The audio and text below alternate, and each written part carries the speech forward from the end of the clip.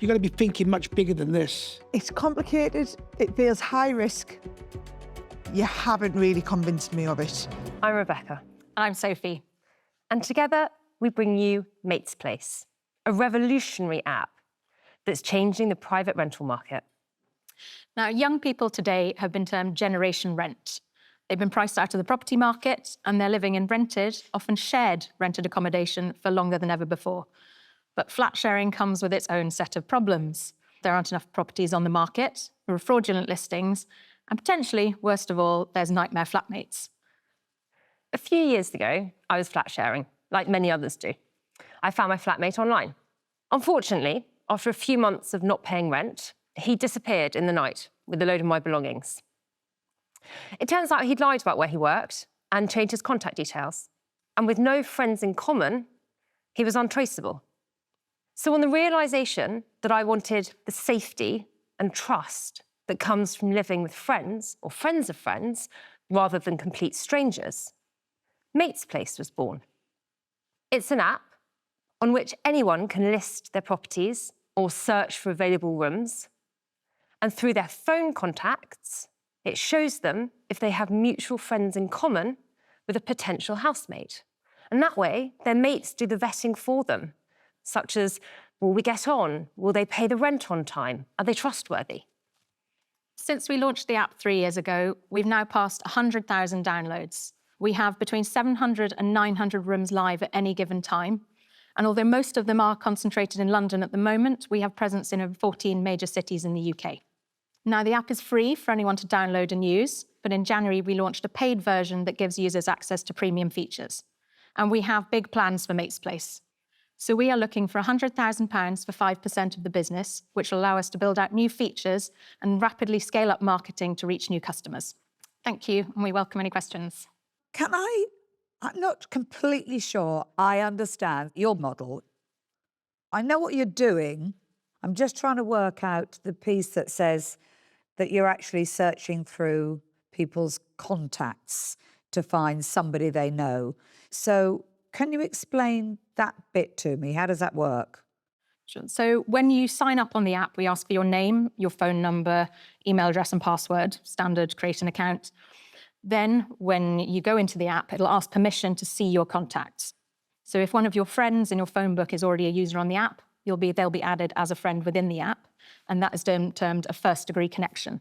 And then their friends in the app, a second-degree connection, and we go up to third because we feel that's about as far as a sort of social network really extends. And why does that give me security?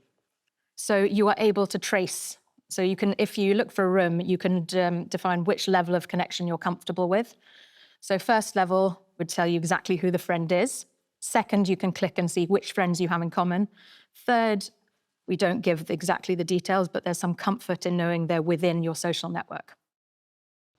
It comes across as a great concept, but you mentioned at the start that your experience that you had, which wasn't great, and you didn't know the person. Is that really atypical, though? Because I thought most people would go to an agency, and the agency will take out employment references. The agency might do a DBS check. They'll also give you a reference from the previous landlord. So you're taking very limited risk by dealing with an agency. But my phone book could be full of, not very nice people. So what's your check specifically? And give me the reason why you're different. The difference is a lot of people have a lead tenant on a let. So there's 6 of you living together. One of you is listed as lead tenant, and they sign a lot of the paperwork. But you have people moving in and out of that flat who the agencies, they might never see, they don't know about. So actually, I think the flat share market is hugely unseen by agents. Yeah, but what are the checks you're doing, though? So, well, I would be asking through my friends, like, do you know this person? Yeah, what are they like? I think that's a problem. Okay. I would want to have a check on their reference. You want to take a reference on them. You want to have an employment check. That's just not how it works, though, is it? No, I agree. I think with flat sharing... The reason I know this is because I lived in Manchester for 2 years on the basis of what you just said, just room hopping. And I actually do think that the strongest point of reference for me would be knowing someone that knows you and being able to have a conversation with them. So the idea, I get it. So what do you charge? So we have, it's a premium tier starts at 7 days for £9.99, 14 days for £14.99, and then 28 days for £24.99. Can I say so, guys? You've got to be thinking much bigger than this. Because what worries me is your business model. Because you're going to go a long way to take a lot of money. You've got to add a lot more features to this app to actually be a credible business.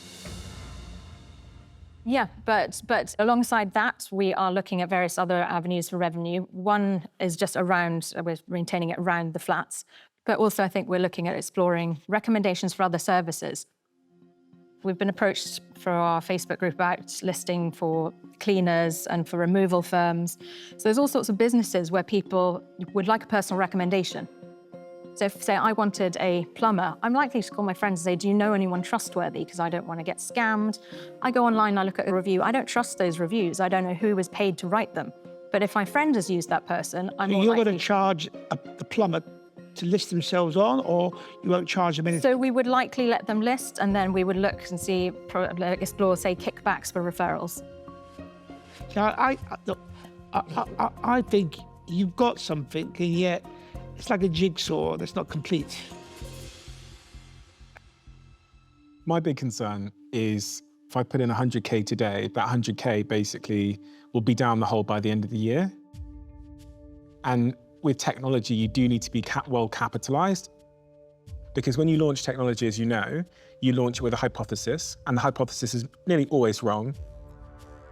And you smell your way to the right product market fit. And I just think this is still pretty insecure, because you've got some pivoting to do. And I don't know if we've got the cash and the time. So I'm going to say that I'm out. I think I'm kind of similar. I think you both are really impressive. You really are. But in terms of the business and what you've pitched, it's going to come back to one thing. You need money. And a lot more money. So I'm going to have to say that I'm out. Guys, I'll tell you where I'm at. It's complicated. It feels high risk. It feels like there's lots of different business opportunities going on.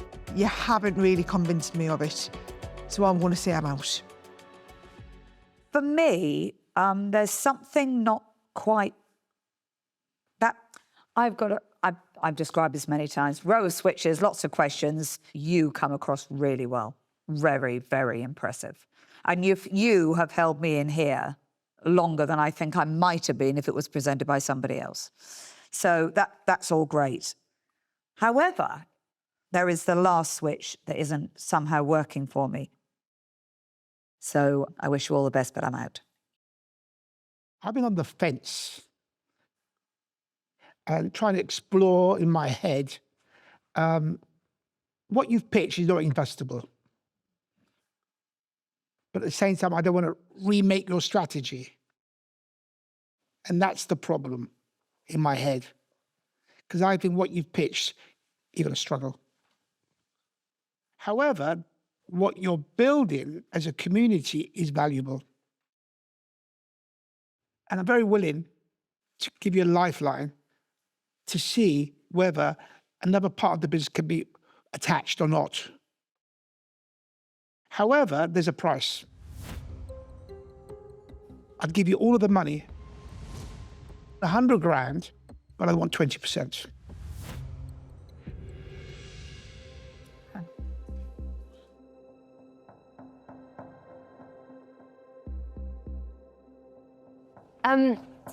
So we came in with some very firm boundaries between us. And 20% definitely wasn't in there at all. But we really respect what you've said about us and platform of the business and the community. And we're really flattered that you want to give us a chance to try and make it work.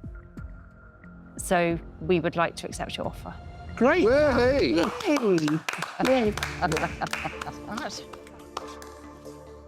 Thank you so much. Great.